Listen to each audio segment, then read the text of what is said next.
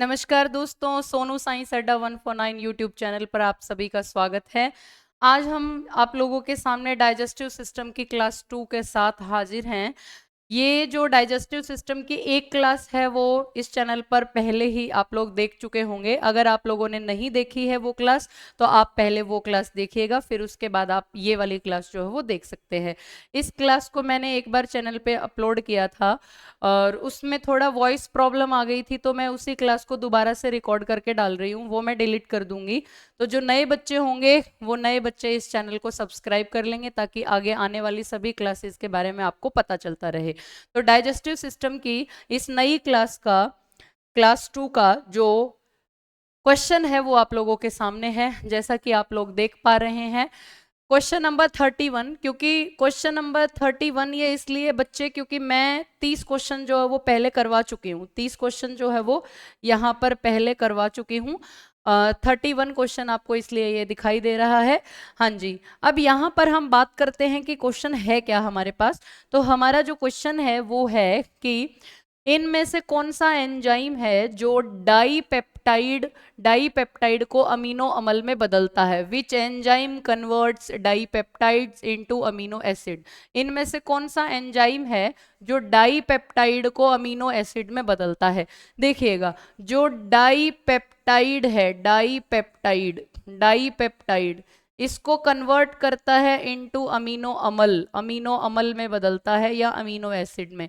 याद रखना बच्चे कि डाइजेस्टिव सिस्टम में दो एंजाइम हैं जिनको हम अमीनो एसिड में बदलने के लिए पढ़ते हैं। अमीनो एसिड जो प्रोटीन को अमीनो एसिड में बदल देते हैं। एक तो एंजाइम है ट्रिप्सिन जो पैनक्रिएटिक जूस में पाया जाता है। एक तो एंजाइम है ट्रिप्सिन, ठीक है, इसको हिंदी में भी ट्रिप्सिन ही बोलेंगे। एक एंजाइम है इरिप्सिन। इरिप्सिन, ये दो एंजाइम है, एक ट्रिप्सिन और एक इरिप्सिन। ये ट्रिप्सिन पाया जाता है पैनक्रिएटिक जूस में, अग्नाशयी रस में पाया जाता है, और इरिप्सिन जो है ये पाया जाता है हमारी स्मॉल इंटेस्टाइन से निकलने वाले जूस में, इंटेस्टिनल जूस में, आंतरिक रस में, इरिप्सिन। तो ये दो एंजाइम जो है ना, ये दो एंजाइम आप याद रखना कि ये प्रोटीन को अमीनो एसिड में बदलते हैं। तो चलिए ऑप्शन देखते हैं हम। पेप्सिन दिया है, पेप्सिन, तो पेप्सिन तो भैया अमीनो एसिड नहीं बनाएगा। इरेप्सिन, ये देखो इरेप्सिन मिल गया, तो यही क्या हो जाएगा, राइट आंसर हो जाएगा। क्योंकि आगे जो ऑप्शन दिए हैं, लाइपेज ये फैट के ऊपर काम करता है, वसा के ऊपर काम करता है। टाइलिन हमारी सलाइवा में, हमारे लार में होता है, और लार मुंह में होती है, और मुंह में कार्बोहाइड्रेट का पाचन होता है शुरू। ठीक है, तो प्रोटीन का जो काम है बेटा वो हमारे मुंह के अंदर टाइलिन एंजाइम का नहीं है। टाइलिन एंजाइम स्लाइवा में होता है, लार में होता है। तो इसका राइट आंसर हो गया ऑप्शन बी। तो ये क्या करेगा, ये प्रोटीन या डाईपेप्टाइड को, क्योंकि डाईपेप्टाइड भी प्रोटीन का ही रूप हो गया, तो डाईपेप्टाइड को अमीनो एसिड में बदलता है। यहाँ पे ट्रिप्सिन ऑप्शन में ही नहीं दे रखा, तो इरेप्सिन यहाँ पे इसका राइट आंसर हो गया। ठीक है, अगले क्वेश्चन की तरफ चलते हैं। भोजन का रासायनिक पाचन सबसे पहले कहाँ प्रारंभ होता है। Chemical digestion. भैया केमिकल डाइजेशन, केमिकल वर्ड लगने से कुछ बदल नहीं गया। केमिकल डाइजेशन हो या केमिकल वर्ड अगर ना भी लगा हो तो भी डाइजेशन की शुरुआत जो है वो हमेशा हमारे माउथ से होती है, पाचन की शुरुआत हमारे मुख से होती है। अगले क्वेश्चन की तरफ चलेंगे हम। पाचन के दौरान निम्न में से कौन सा पदार्थ सीधे रक्त में अवशोषित नहीं होता। बढ़िया क्वेश्चन है कि पाचन के दौरान इनमें से कौन सा पदार्थ है जो सीधा रक्त में अवशोषित नहीं होता, जो डायरेक्ट ब्लड में डिसॉल्व नहीं होता। तो ग्लूकोज जो है बेटा ये सीधा रक्त में अवशोषित होती है। ठीक है, अमीनो एसिड भी सीधा रक्त में अवशोषित हो जाते हैं। ठीक है, वसीय अम्ल ये जो है फैटी एसिड, ये फैटी एसिड जो है ये सीधा रक्त में अवशोषित नहीं होता, सीधा रक्त में अवशोषित नहीं होता।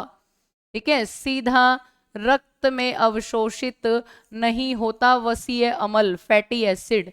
ठीक है, तो फिर ये कहाँ जाता है, ये जो फैटी एसिड है बेटा, ये फैटी एसिड जो होते हैं, ये फैटी एसिड पहले कहाँ पर जाते हैं, फैटी एसिड पहले जाते हैं लैक्टियल में। लैक्टियल क्या है, जो लैक्टियल मैंने लिखा है, ये लैक्टियल क्या होता है? लैक्टियल जो होता है ये लिम्फेटिक सिस्टम का एक भाग होता है। लैक्टियल लिम्फेटिक सिस्टम का एक पार्ट होता है और लिम्फेटिक सिस्टम के अंदर एक लिम्फ नाम का फ्लूइड होता है, द्रव पदार्थ होता है लिम्फ नाम का।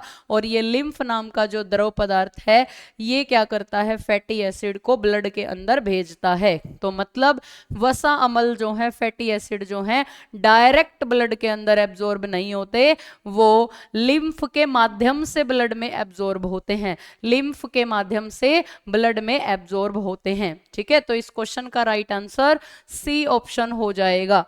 अगले क्वेश्चन की तरफ चलते हैं। Hepatic portal when, hepatic portal when जो है यकृत पोर्टल शिरा किसे ले जाती है? The hepatic portal vein carries, hepatic portal when किसे ले जाती है?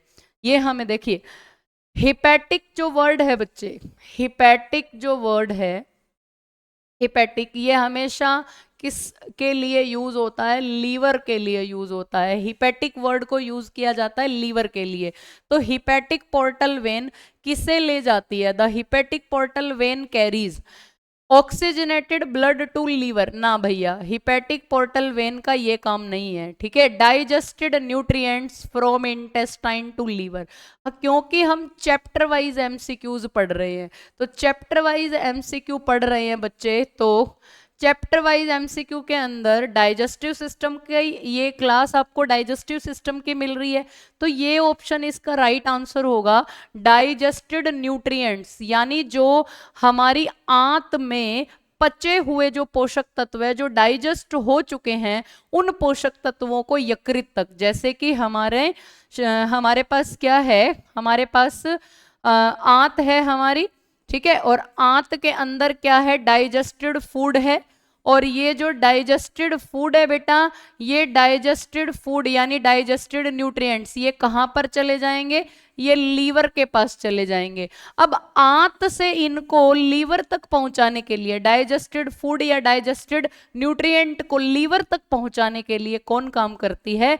हिपैटिक पोर्टल वेन काम करती है। हिपैटिक पोर्टल वेन काम करती है। ठीक है, लीवर के पास जाएंगे सारे पोषक तत्व और फिर लीवर अपनी मर्जी से उन सारे पोषक तत्वों को बांटेगा सबको। ठीक है, तो लीवर जो है भाई बहुत ही जरूरी अंग है हमारे शरीर का, तो याद रखना। इसके बाद निम्नलिखित में से कौन सा कथन सही है? विच स्टेटमेंट इज करेक्ट, कौन सा स्टेटमेंट जो है करेक्ट है? बाइल कंटेन एंजाइम, पित्त में एंजाइम होते हैं क्या? पित्त में एंजाइम होते हैं? नो, पित्त में कोई एंजाइम नहीं होते। सही पूछ रहा है। बाइल इज एल्केलाइन, बिल्कुल सही बात है। पित्त के अंदर क्या होता है? पित्त के अंदर पित्त की जो पीएच वैल्यू होती है वो 7.7 होती है, 7.7। पित्त का पीएच मान 7.7 होता है, तो पित्त जो है वो क्षारीय होता है। ये बात बिल्कुल सही है, पित्त जो है वो एल्केलाइन है, तो याद रखना ये एल्केलाइन है।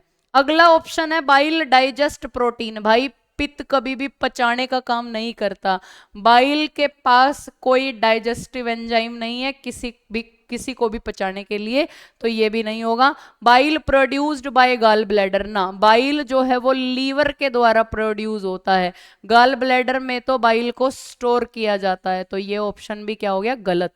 तो सही सिर्फ एक है, बी ऑप्शन। ठीक है, बी बॉय। अगला क्वेश्चन, निम्न में से कौन सा युग्म जो है वो गलत सुमेलित है? अब इसमें बताना है कि कौन सा गलत है, तो आप बताइए। विच पेयर इज इनकोरेक्टली मैच्ड, कौन सा इनकोरेक्टली मैच्ड है? देखो, पेप्सिन जो है वो हमेशा प्रोटीन पर काम करेगा, माल्टेज जो है वो माल्टोज पर काम करेगा, लाइपेज जो है वो हमेशा फैट पर काम करेगा। तो इनकोरेक्टली आपको बताना है कि कौन सा गलत है, तो गलत है डी ऑप्शन, क्योंकि बाकी ए बी सी तीनों ही सही हैं, वो तो सही मैच है, तो ये गलत मैच है। टाइलिन जो है बेटा ये एक एंजाइम है जो हमारी सलाइवा यानी मुंह के अंदर जो लार होती है उसमें पाया जाता है, और ये प्रोटीन पर काम नहीं करता, क्योंकि टाइलिन एंजाइम हमारे मुंह के अंदर लार में होता है, और मुंह के अंदर जो पाचन होता है, मुंह के अंदर तो कार्बोहाइड्रेट का पाचन होता है, तो ये हेल्प करता है कार्बोहाइड्रेट के पाचन के लिए। इसको सलाइवरी एमिलेज भी बोलते हैं, टाइलिन को सैलिवरी एमिलेज या टाइलिन भी, जो मुंह के अंदर हानिकारक बैक्टीरिया को भी नष्ट करने के लिए काम करने में सहयोग करता है। प्रोटीन डाइजेशन नहीं, तो ये इसका राइट आंसर है क्वेश्चन का कि गलत कौन सा सुमेलित है। तो टाइलिन एंजाइम प्रोटीन पे काम नहीं करता, ठीक है, तो ये ही इसका क्या है, गलत है, गलत चूज इसमें बताना ना, इनकरेक्टली मैच, तो याद रखना। अगला क्वेश्चन जो है, मानव पाचन तंत्र की सबसे लंबी ग्रंथि कौन सी है? Which is the largest gland associated with the human digestive system? Largest पूछे तो लीवर हो जाएगा भाई, आंसर क्या हो जाएगा, liver. Liver is the largest gland associated with the human digestive system. अगला क्वेश्चन है, यदि छोटी आंत की विलाई नष्ट हो जाए, अगर छोटी आंत की विलाई नष्ट हो जाए तो सबसे अधिक प्रभाव किस पर पड़ेगा? अगर छोटी आंत की विलाई, भाई हमारे डाइजेस्टिव सिस्टम में एक पाइप होती है जिसको ईसोफेगस कहते हैं, ये हमारा स्टमक है, फिर उसके बाद हमारी छोटी आंत, ठीक है, हमारी छोटी आंत, और हमारी छोटी आंत में ये क्या पूछ रहा है कि हमारी छोटी आंत में यदि विलाई जो है वो नष्ट हो जाए, ठीक है, हमने मान लिया कि ये हमारी जो है ये, हमने मान लिया कि हमारी ये हमारा स्टमक, ठीक है, और ये स्टमक के बाद इधर ये हमारी क्या है, छोटी आंत, ठीक है, छोटी आंत, छोटी आंत, तो इधर छोटी आंत में क्या, छोटी आंत में भैया क्या है, विलाई है, ठीक है, छोटी आंत में क्या है, विलाई है। विलाई क्या होता है, छोटी आंत के अंदर ऐसा ऐसा भाग आपको दिखेगा, इस तरह से भाग दिखाई देगा, लाइक दिस, ठीक है, ये तो आप लोगों को स्क्रीन पे दिखेगा नहीं, इस तरीके से जो ये भाग दिखाई देता है बेटा, इनको बोलते हैं विलाई। और अगर ये विलाई नष्ट हो जाए छोटी आंत के अंदर तो क्या हो जाएगा, अगर छोटी आंत के अंदर ये विलाई जो है ये नष्ट हो जाए, विलाई नष्ट हो जाए तो क्या हो जाएगा, अगर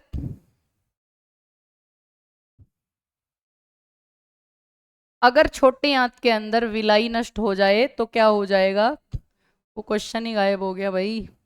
अगर छोटी आंत के अंदर विलाई जो है वो नष्ट हो जाए, विलाई अगर नष्ट हो जाए तो क्या प्रभावित होगा, अवशोषण प्रभावित होगा, ठीक है, छोटी आंत के अंदर अगर विलाई नष्ट हो जाए तो अवशोषण जो है वो प्रभावित हो जाएगा, एब्जॉर्प्शन जो है वो प्रभावित हो जाएगा, ठीक है, तो याद रखना, अगर विलाई नष्ट हो जाती है तो अवशोषण का काम प्रभावित हो जाता है, क्योंकि ये विलाई जो है ये अवशोषण के लिए, एब्जॉर्ब, फूड के एब्जॉर्प्शन के लिए काम करती हैं।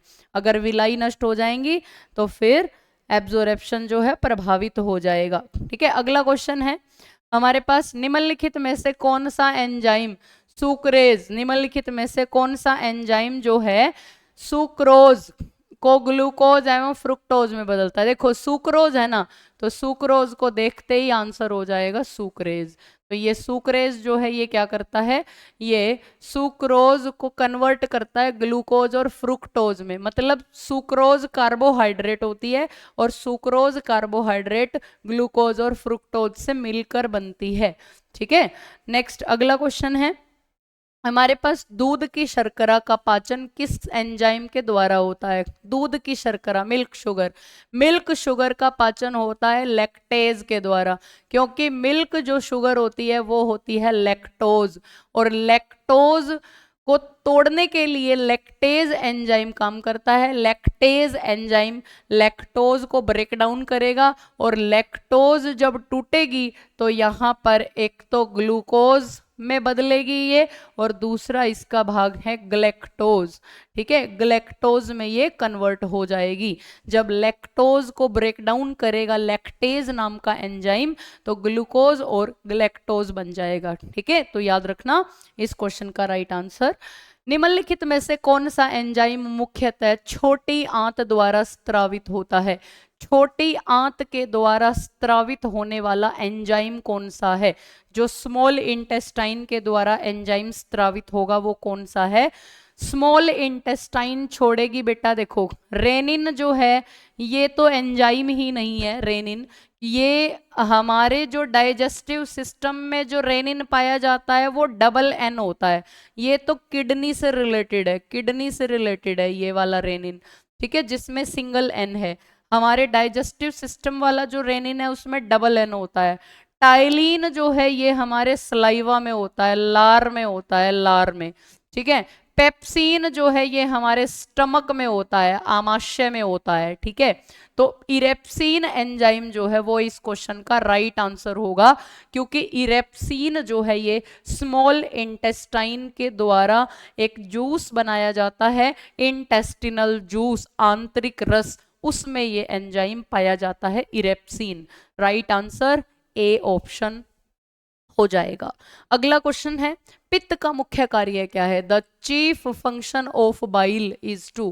पित्त का मुख्य कार्य क्या है? The chief function of bile, ठीक है। बाइल का मुख्य काम क्या है बेटा? हमेशा बाइल को आप याद रखना फैट के लिए, ठीक है, फैट को इमल्सिफाइड करता है। Bile works always fat emulsification, ठीक है, वसा का इमल्सीकरण। मतलब क्या है?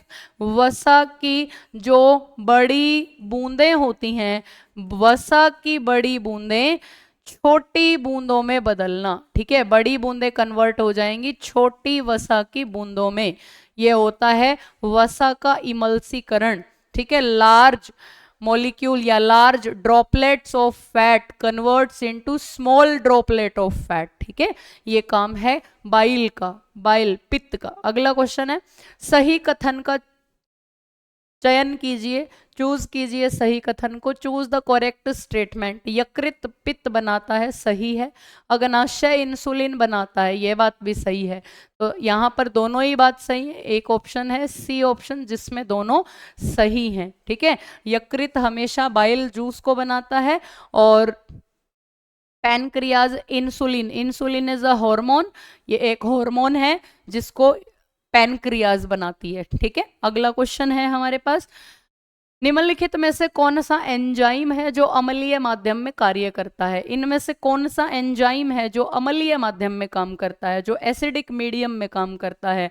Which enzyme works in an acidic medium, जो एसिडिक मीडियम में काम करेगा?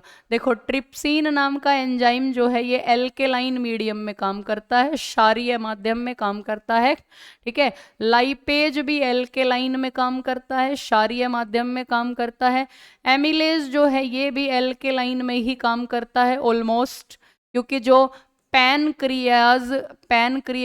पैनक्रिएटिक जूस को बनाती है ना, पैनक्रिएटिक जूस, उस पैनक्रिएटिक जूस का जो मीडियम होता है वो एल्केलाइन होता है। तो पैनक्रिएटिक जूस में भी होता है एमिलेज एंजाइम, तो इसलिए ये भी मोस्टली क्या है, एल्केलाइन नेचर से ही बिलोंग करता है। अब यहाँ पर एक ऑप्शन आप लोगों को दिखाई दे रहा है, ऑप्शन नंबर आपको दिखाई दे रहा है पेप्सिन, बी ऑप्शन।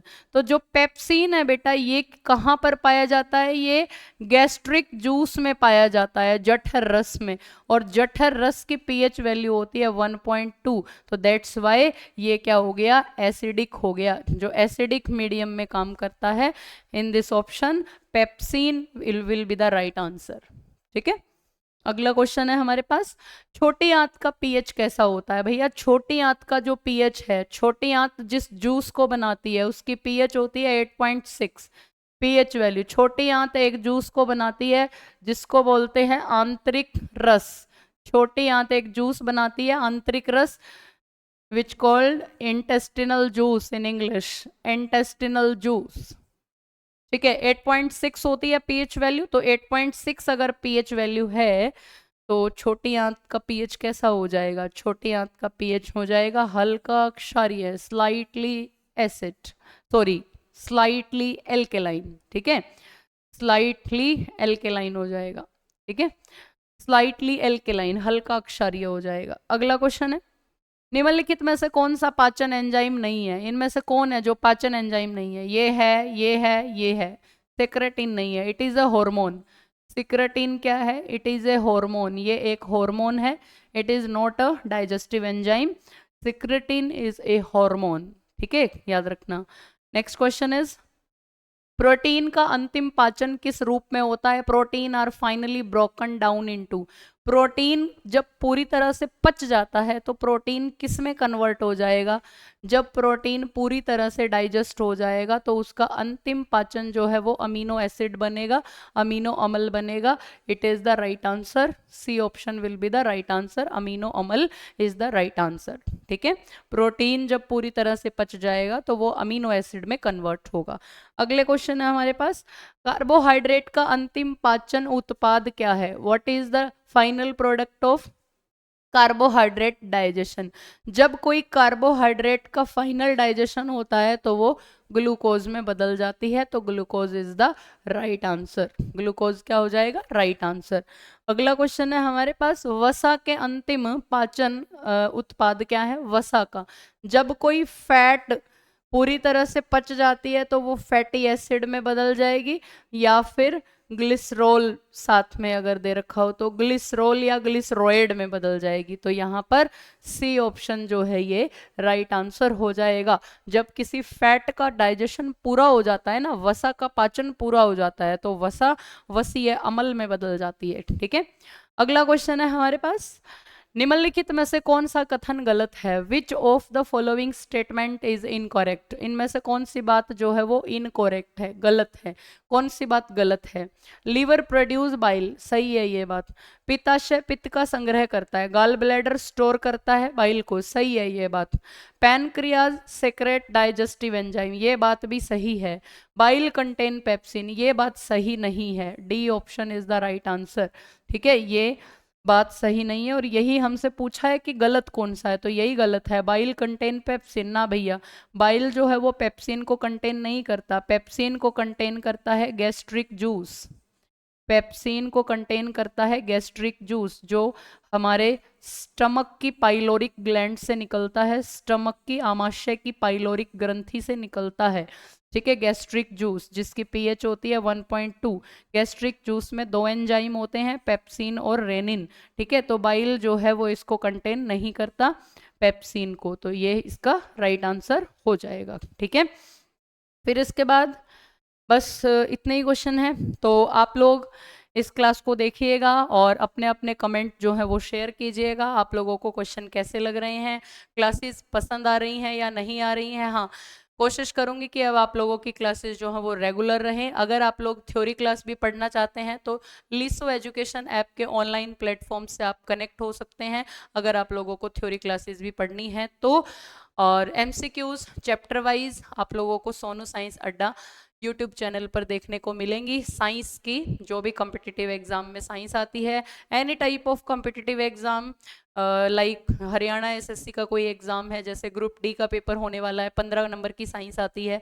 रेलवे के अंदर साइंस का बहुत इंपॉर्टेंट रोल होता है, तो वहाँ पर जो साइंस आती है, एच टेट के बच्चे भी इन क्लासेस को देख सकते हैं, क्योंकि एच टेट के अंदर 6 क्लास से लेके 6, 7, 8, 9, 10th क्लास तक की साइंस जो है बहुत ही इंपॉर्टेंट रोल प्ले करती है। एच टेट टीजीटी के जो बच्चे होते हैं, साइंस टीजीटी वाले जो बच्चे होते हैं, लेवल 2 वाले साइंस के लिए, तो वो भी इन क्लासेस को देख सकते हैं। वीएलडीए का अगर किसी ने अभी एग्जाम देना है जो अक्टूबर या नवंबर में होगा, तो वो बच्चे भी इस चैनल के साथ जुड़ सकते हैं और पूरे विश्वास के साथ इन क्लासेस को देख सकते हैं।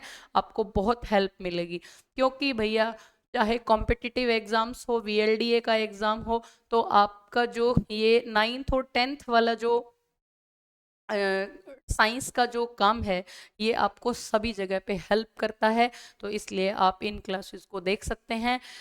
इस क्लास में इतना ही मिलेंगे हम एक और नई क्लास के साथ। तब तक के लिए सभी एकदम बढ़िया रहिए, मस्त रहिए, मौज कीजिए और अपने एग्जाम की बढ़िया से तैयारी करते रहिए। नमस्कार।